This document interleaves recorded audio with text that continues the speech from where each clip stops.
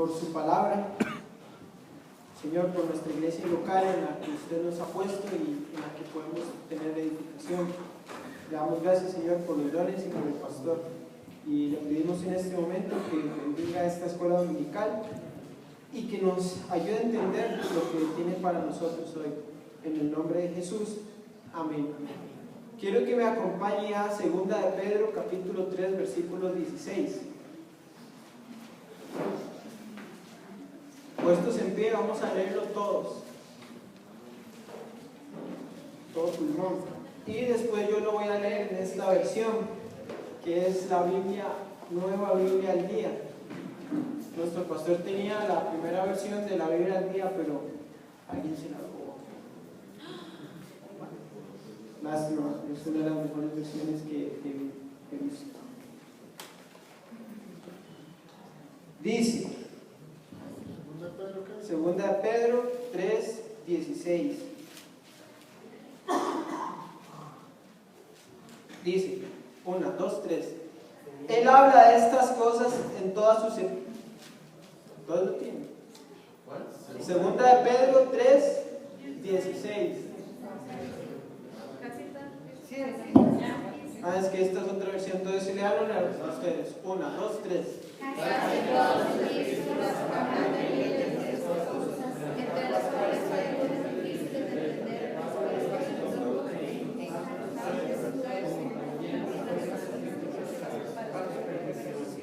Les voy a leer lo que dice en esta versión, Biblia al Día, 2 de Pedro 3, 15 y 16. Recuerden que si no ha venido todavía es porque nos está concediendo tiempo para nuestra salvación. Nuestro sabio y amado hermano Pablo ya les ha hablado de esto en muchas de sus cartas.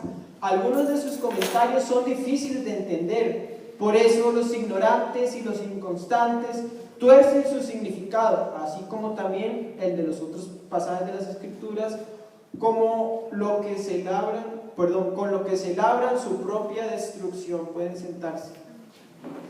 Bien, aquí Pedro está diciendo algo muy importante. ¿Qué es lo que está diciendo Pedro? Que el apóstol Pablo ha escrito cosas que son muy importantes, pero que hay gente inconstante e indocta que tuerce para su propia destrucción o perdición, dice ahí. Perdición, dice la Reina Valera, ¿verdad? En la siglo XXI dice destrucción. En esta también dice destrucción, pero lo más correcto es perdición, anótelo ahí. Perdición. Hoy el tema que me tocó es también para abordar el tema de la unidad. Pero antes de proseguir, quiero que hagamos 4 grupos. 4 grupos y les voy a dar esto para que lo resuelvan. Entonces vamos a ver rápidamente, tal vez ahí la barra brava de atrás, Sol. Tenemos platea aquí otro grupo. Digamos, puede ser de Don Mario para adelante y de Sergio para atrás el otro grupo. Allá Sol Sur y aquí otro grupo. Y les voy a repartir esto. Sol Sur les voy a poner la más difícil.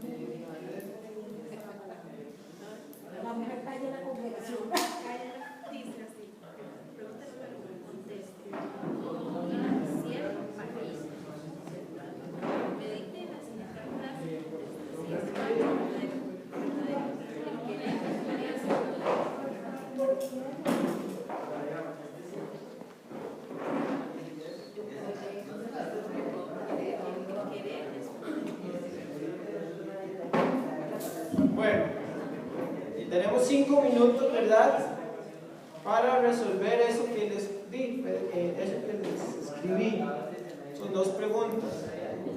Vamos a ver algo interesante después de esto, sobre todo el grupo de atrás, el de Andrés, va a decirnos algo muy interesante.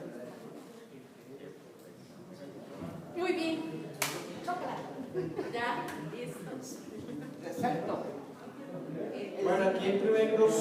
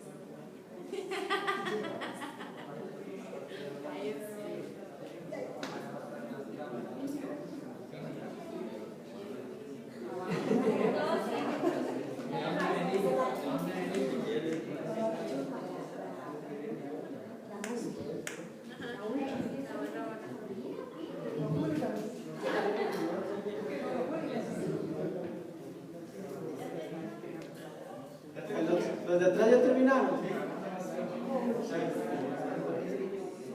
El matemático Andrés expone.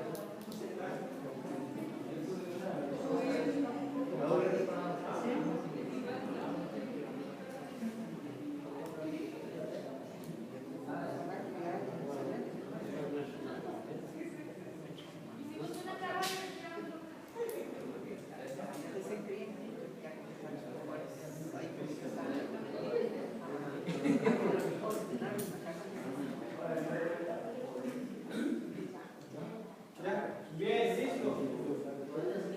Entonces,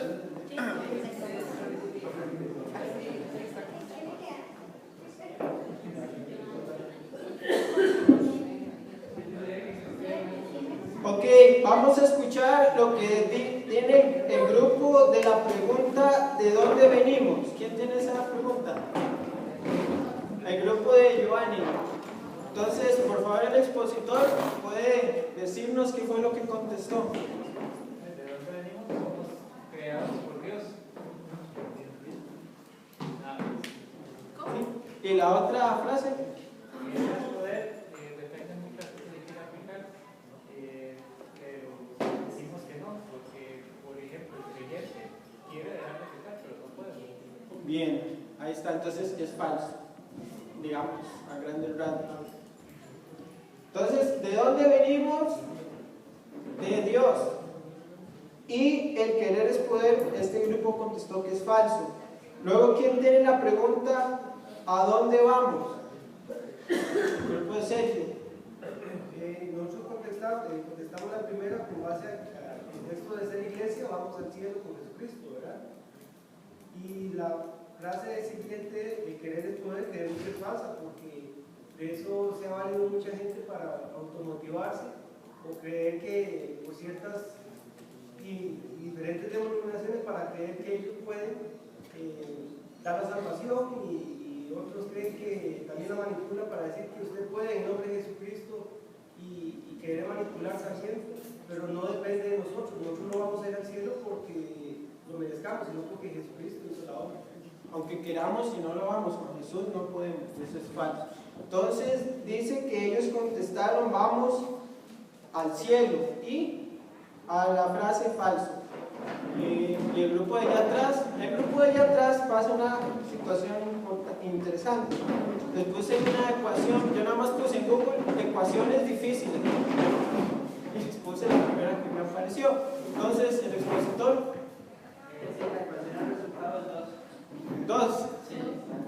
¿Cómo llegaron a eso? Bien, ¿y sobre la frase? Sobre la frase de el creer es poder, es falsa, porque es pensamiento positivo. La Biblia nos enseña que ninguno de nosotros puede añadir una pulgada a nuestra estatura. De la lengua. Ay, Esteban dice que él quiere chuparse la espalda, pero no puede. Ya. Pero no lo digo, pero. Bien. Sobre esta frase, el querer es poder, la cueva dice que es falsa, totalmente falsa por todo lo que ustedes dijeron. Y él dice que la verdadera es el saber si es poder, porque es poder hasta de salvación. Usted nada hace con querer algo si no sabe cómo. Como por ejemplo, mucha gente quiere ir al cielo. Ay, Esa era la respuesta de nosotros. ¿Ah? nosotros no nos preguntaste.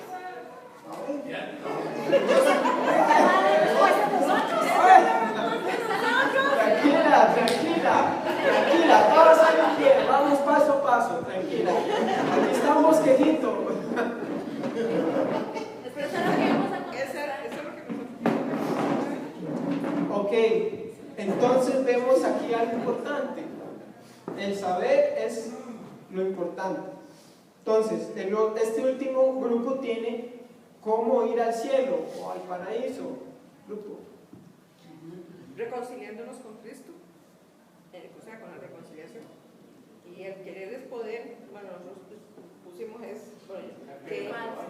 es falso, porque en su gran mayoría de personas quieren ir al cielo, pero el querer no los va a llevar, solo Cristo los puede llevar. ¿Cierto? Entonces, para ir al cielo hay que saber cómo ir y cómo es que se va al cielo.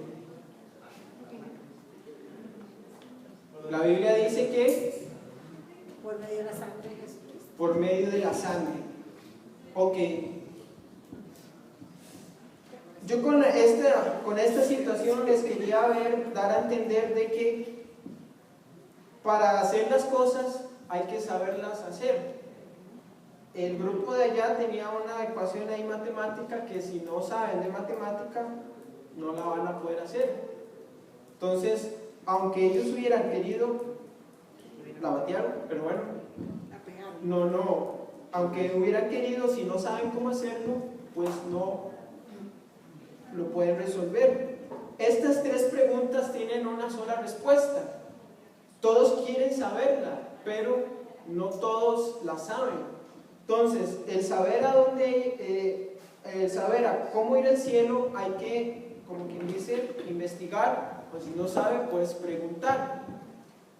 Y por medio de 2 Pedro 3:16 vemos que la Biblia es un libro de respuestas. La Biblia es un libro de interés para el hombre, que hay personas que lo malinterpretan, pero más importante, que hay cosas difíciles de entender. La Biblia es un libro que es fácil y difícil a la vez, como los problemas en la vida. Los problemas son fáciles y difíciles a la vez. Como por ejemplo, un problema para un niño de 12 años puede ser muy difícil para el niño de 12 años. Pero ese mismo problema para un adulto es simple y sencillamente fácil, ¿verdad? Entonces, hoy vamos a ver que el crecimiento es importante y que la palabra es importante. No sé cuál es su experiencia en estas 2 semanas que el pastor nos ha dicho, llénense de palabra.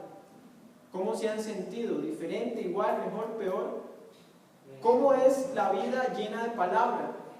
Aquí el apóstol Pedro exhorta a la iglesia a que la escritura debe ser comida, debe ser asimilada, que hay cosas difíciles de entender, sí, pero dice que hay que crecer en la palabra, hay que llenarse de palabra. Hemos estado estudiando la unidad, hemos visto el tema en que la unidad la hace el Espíritu Santo, que esta unidad que la hace el Espíritu Santo, la iglesia la guarda, la cuida. Que el guardar la unidad es mantener la verdad y el amor y la relación que éstas tienen. que la unidad tiene 4 pilares, 7 lazos, y que el precio de la unidad es la sangre de Cristo, y que hay dones que cuidan o, por decirlo así, mantienen esta unidad en el vínculo del amor y de la paz. Dicho lo de lo anterior, este preámbulo, esta gran introducción, hermanos, ¿saben ustedes en quién creen? ¿En qué creemos? ¿Creemos en el Jesucristo de la Biblia o en el Jesucristo romano o en el Jesucristo pentecostal? Necesitamos saber en qué creer. ¿Por qué? Porque aquí el apóstol Pedro nos dice que es importante saber en qué creer, porque si no nos vamos a perder. Como él dice, es para su propia perdición. Los indoctos e inconstantes se pierden.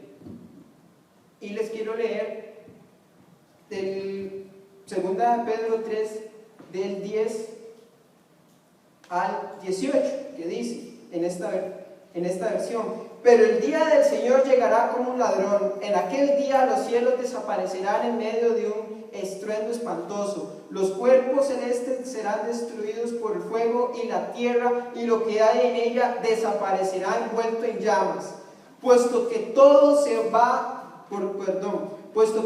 esto va a suceder, ¿no deberían ustedes vivir como Dios manda y tener una conducta que nadie puede reprochar? Sí, deberíamos vivir esperando la venida del Señor, en que Dios prenderá fuego a los cielos y los elementos se fundirán envueltos en llamas. Pero nosotros esperamos, según Dios ha prometido, nuevos cielos y una tierra nueva en la que morará la justicia. Por eso, amados hermanos, mientras esperen ustedes el cumplimiento de estas cosas, traten de vivir sin pecado y procuren vivir en paz con Dios. Recuerden que si no ha venido todavía es porque nos está concediendo un tiempo para nuestra salvación. Nuestro sabio y amado hermano Pablo ya les ha hablado de esto en muchas de sus cartas. Algunos de sus comentarios no son fáciles de entender, por eso los ignorantes y los inconstantes tuercen su significado, así como también el de otros pasajes de las Escrituras, con lo que labran su propia perdición. Hermanos, saber en qué creemos es importante. Ayer en los jóvenes estudiábamos sobre Noé. Entonces Giovanni hizo una pregunta: bueno, ¿por qué Noé hizo lo que hizo? ¿Por qué Noé construyó algo que simple y sencillamente, ¿para qué? ¿Para qué? Si ahí no llovía, no se sabía que es una inundación. Pero Noé, pasa algo interesante. Noé lo hizo porque le creyó al que se lo dijo. Pasa el caso de Abraham. Abraham es contado por justicia. ¿Por qué? Por cuanto me creíste. Recuerden que leímos Génesis, entonces Jehová le dijo: porque usted me creyó, lo cuento por justicia. Noé pasa lo mismo. Hermano, ¿usted cree lo que está aquí? Amén. Bueno, vamos a ver si es cierto. Entonces, ayer en los jóvenes, Giovanni nos enseñaba sobre Noé, y que él construyó el arca y que él vivió porque creyó que iba a haber un diluvio, y en efecto pasó. Por eso hizo lo que hizo. Fíjense que en Estados Unidos hay un parque cristiano y la atracción principal del parque es el Arca de Noé. Y costó la suma, de hecho un cálculo, millones de dólares. Como 110 millones de dólares. ¿Cómo es posible que un hombre puede hacer solo algo de ese nivel? Porque simple y sencillamente él estaba convencido de que Dios le dijo que iba a suceder el diluvio, por eso él hizo eso. Los gringos, los estadounidenses gastaron 110 millones de dólares en algo que no hizo él con sus hijos. Entonces, hermanos, es difícil esta vida cristiana. Pues Noé, me imagino que sí le costó hacer el arca, pero como él sabía lo que iba a pasar, y no solamente sabía, creía lo que iba a pasar, él lo hizo. El tema que trata aquí Pedro es el día del Señor. ¿Sabe qué es el día del Señor? Lo hemos visto aquí como 10 veces. El día del Señor es un día. El día del Señor son 7 años más un momento en el tiempo en que va a haber un juicio y luego Dios va a destruir todo, lo va a quemar y luego va a ser cielo nuevo y tierra nueva. Detalla por eso Pedro aquí lo efímero que es este mundo y la finalidad de esta creación. Pedro aquí describe que vienen cielos nuevos y tierra nueva, por lo que hay que vivir como que si creyéramos eso. ¿Usted cree que verdad el cielo que usted ve ahorita y la creación que ve ahorita va a ser quemada? Amén. Sí. Bien, entonces Pedro les dice, si usted cree eso, vive como que si lo cree. Vive usted pensando en el día que Jesús va a venir y va a dar a cada quien su galardón. Pablo también escribió de estas cosas. ¿Cuál es la finalidad del cristianismo, hermanos? ¿Cuál es? ¿Por qué estamos aquí hoy en culto? ¿Por qué venimos los miércoles a culto o a jueves o a los viernes de la oración? Porque usted lee la palabra y ora y le predica a otras personas de Jesucristo. ¿Por qué? ¿Qué es lo que está esperando? La venida del Señor. El cristianismo es esto, hermanos. El día del Señor se acerca y con él la resurrección de los muertos. ¿Sabía usted que va a resucitar? Amén. Francis Schaeffer dice que la iglesia primitiva nada más sabía 2 cosas y defendía 2: el amor fraternal entre los hermanos y la resurrección de los muertos. Predicar de la resurrección de los muertos ya no se hace. ¿Por qué? No sé, pero ya no se hace la predicación de la resurrección de los muertos. En realidad el cristiano espera ser resucitado. ¿Usted espera ser resucitado? Amén. Lea conmigo 1 Corintios 15.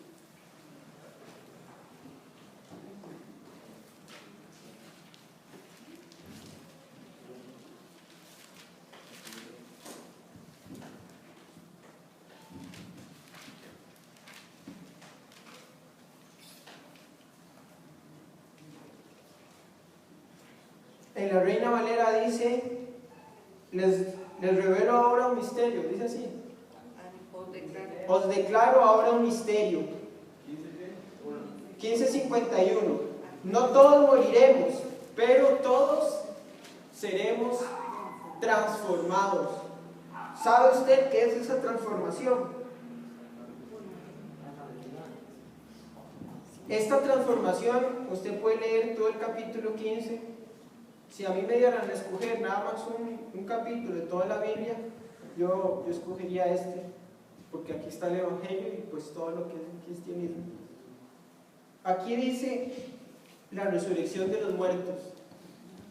¿Qué va a pasar después, después de que usted muera, o si no muere, qué va a pasar cuando Cristo venga? ¿Sabe que su cuerpo va a ser el mismo?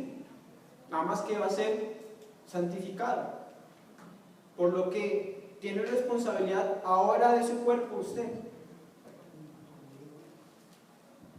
Bueno, yo no sabía que hay que tener responsabilidad de nuestro cuerpo hasta que leí 1 Corintios 15:51 y aún así no lo entiendo mucho. Por eso no les puedo decir que lo creo del todo, porque no vivo como dice aquí. Hermanos, saber al lugar donde usted va a ir lo va a hacer recapacitar de cómo tiene que caminar para llegar ahí. Digamos, si usted va a ir a la pulpería del chino, puede ir caminando, ¿verdad? Entonces usted va caminando. Pero si a usted le dicen, vaya a Punta Arenas, ¿qué es lo que tiene que hacer? Pues en un carro o en un vehículo o en algo así. Nosotros vamos para el cielo, no podemos ir caminando, tenemos que ir como lo indica la Biblia. Ahora quiero que me acompañe a Efesios 4, 14 y 15.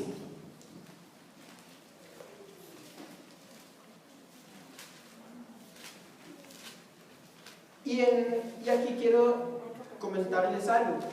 Hay una frase de Griffith Thomas que dice que la Biblia no es un libro de ciencia, ni un libro de historia, ni un libro de nada de eso, sino que es una historia de salvación. Pero ahora discrepo un poco de esa frase. ¿Por qué? Porque la Biblia, aparte de ser una historia de salvación, es una historia de cómo los que son salvos deben vivir, y una historia de todo lo que contiene la salvación, una historia también de Israel y de lo que va a pasar con Israel.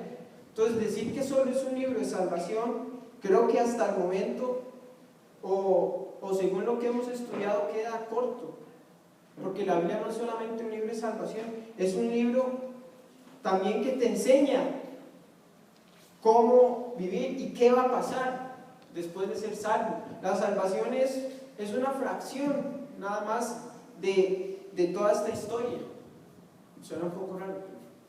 La salvación es nada más una fracción, porque en realidad los planes de Dios para nosotros, para la humanidad, es vivir con Él.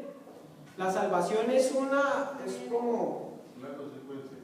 Sí, es como como un corto en la historia. Como Dios tiene planes originales, el hombre pecó, entonces hay como una posposición de los planes originales. Ahí está la salvación, en una posposición, ¿verdad? Como Jesús vino para el reino, pero los judíos rechazaron el reino y se pospuso. Entonces este periodo para los judíos es una fracción, pero en realidad los planes originales de Dios son otros. Entonces, observemos que la Biblia no es solamente un libro de una historia de la salvación, sino un libro en donde te enseña cómo es que se debe vivir, te enseña lo que va a pasar en el futuro y te enseña lo que pasó en el pasado para que así nosotros aprendamos. El contexto de Efesios 4, 14 al 15 es de que se habla de los dones de Jesucristo, o sea, estos son los que nos ayudan a crecer en el saber y en la práctica. Leamos el versículo 14. 1 Corintios 4, 14 dice... Sí, Efesios 4, 14. ¿Qué dije? Efesios 4, 14 dice: esto para que ya no seamos niños sacudidos a la deriva y llevados a donde quiera por todo viento de doctrina, por estratagema de hombre, que para engañar emplean con astucia las artimañas del error, sino que, siguiendo la verdad, con amor crezcamos en todo hacia aquel que es la cabeza, Cristo. Entonces aquí vemos algo importante, y es que solamente en la unidad vamos a protegernos de perder el norte y el camino, y además crecer en el conocimiento de Cristo, para así poder hacer todo lo que Cristo nos dice que hagamos. Aquí entonces vemos que la unidad en la iglesia es indispensable para estar llenos de palabra. Si usted rompe la unidad, rompe la llenura de la palabra. ¿Por qué? Porque son los dones en la iglesia quienes velan por esto, son los que velan para que no seamos sacudidos. Los dones en la iglesia, los dones en la unidad, son los que nos ayudan a no ser niños fluctuantes que son llevados por cualquier viento de doctrina. En esta versión dice: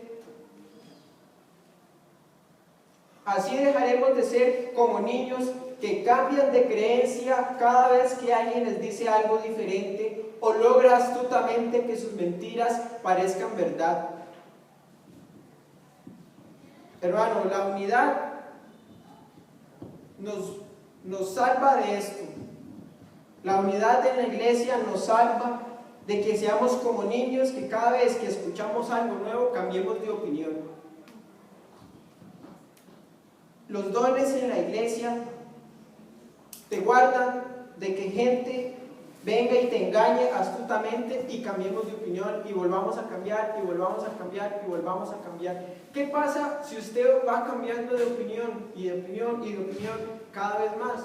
Resulta, pongamos un ejemplo, digamos que usted se antojó de ir a comer hamburguesa y el restaurante de hamburguesas está a 100 metros y va caminando, a los 50 metros llega alguien y le dice que rico unos nachos. Entonces los nachos están a 200 metros, usted sigue caminando, pasó los 100 y llega otro y qué rico la otra, y sigue caminando y nunca llega a ningún lugar. Esto es cambiar de opinión. Nosotros tenemos un norte. ¿Cuál es este norte? El que habla Pedro. También ya lo vimos, es el Bema. Ese es nuestro norte. Entonces tenemos que caminar para llegar ahí. ¿Ok? ¿Qué pasa si usted deja la unidad y queda a la deriva y los dones de Cristo no lo ayudan? Pues va a ser como un niño que cambia de opinión fácilmente, o va a ser una persona que llega a otra, lo engaña y va a cambiar de opinión. Entonces usted tenía un norte en principio que es el día del Señor, el Bema, ser resucitado por Jesucristo. Entonces usted camina como para llegar ahí. Si no está en la unidad, si rompe la unidad, entonces va a cambiar de opinión y deja de caminar para llegar ahí y va a tomar otros caminos. Y sabemos que solo hay un camino. ¿Quién es el camino? La verdad y la vida. Jesucristo. Entonces esto, recordemos la situación. ¿A dónde vamos? ¿A dónde vamos? ¿Vamos al cielo de los católicos? Ir al cielo de los católicos es sumamente sencillo, entre comillas, porque digamos que usted pasa a la puerta de la basílica y pues listo, y ya. Entonces no hay mayor recompensa en eso. Pero aquí, después de ser salvos, recordemos que nuestro norte es la Nueva Jerusalén. Nuestro norte es la Nueva Jerusalén. Y Pablo y Pedro nos exhortan a que debemos andar, a que debemos actuar como que si fuéramos a la Nueva Jerusalén.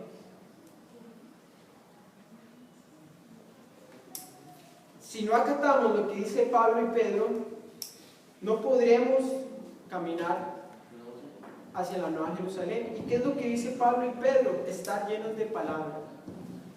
Segunda Pedro 3:16, Pablo ha escrito cosas difíciles de entender, pero hay que absorberlas. Efesios 4:16 dice: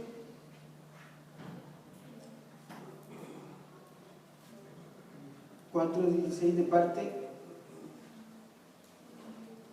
Efesios 4:16, así.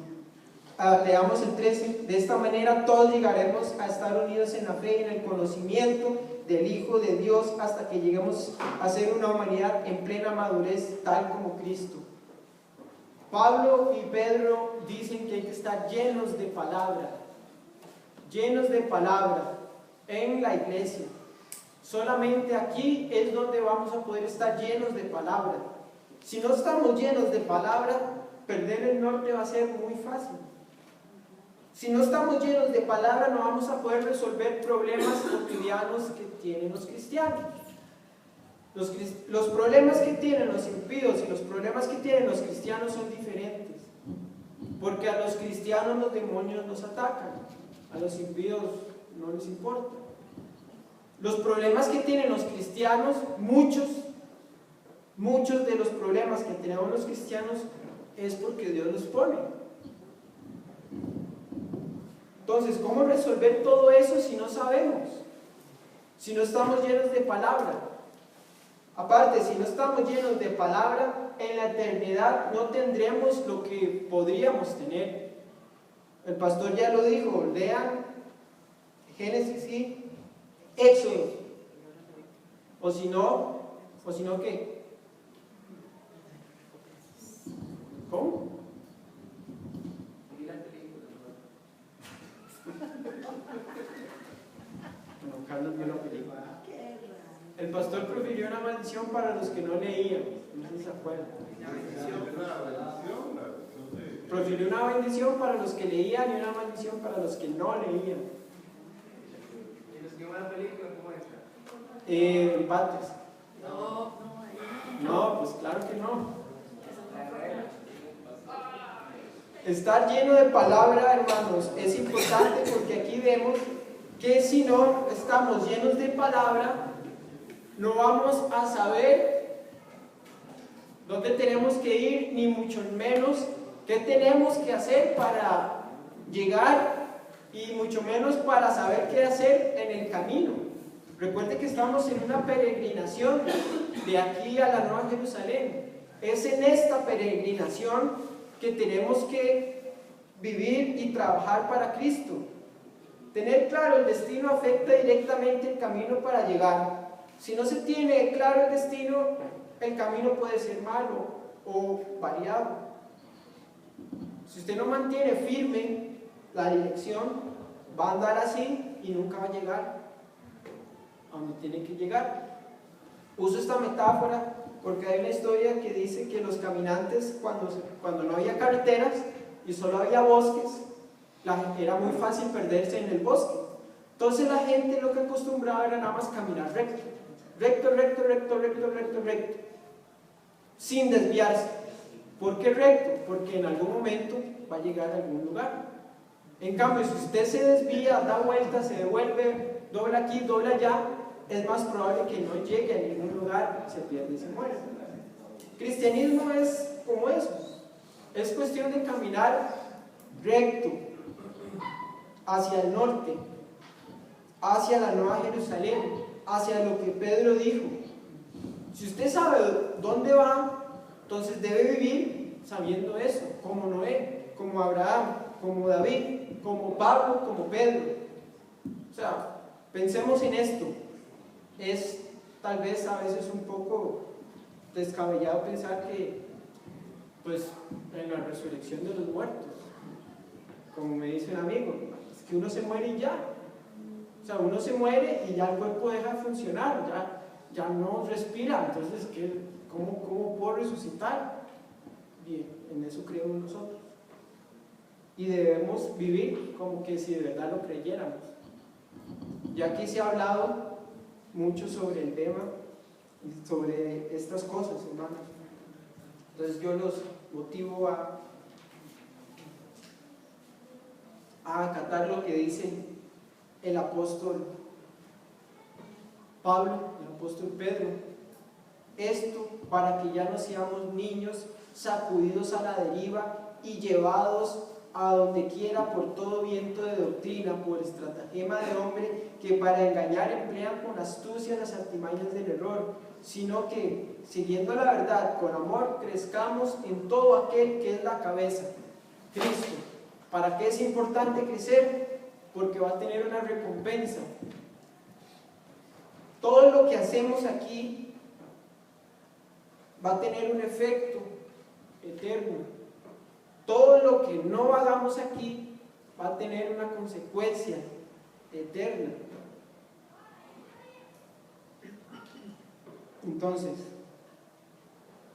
¿es importante estar lleno de palabra? Sí. ¿Dónde se consigue la palabra? No, en la unidad. Mucha gente, hay gente que lee mucho la Biblia y no tiene iglesia local, ¿eso está bien? Aquí claramente el contexto de Efesios 4, 14 y 15 es los dones de Cristo. Entonces, son los dones de Cristo quienes llenan de palabra al pueblo de Dios. Al momento en que usted rompe la unidad de la iglesia local, en el momento que usted la mancha con sus pecados, no va a poder estar lleno de palabra. ¿Qué pasa si usted no está lleno de palabra? No va a poder hacer tal, no va a poder vivir como Cristo quiere. Recuerde que el saber es poder. Para nosotros es así.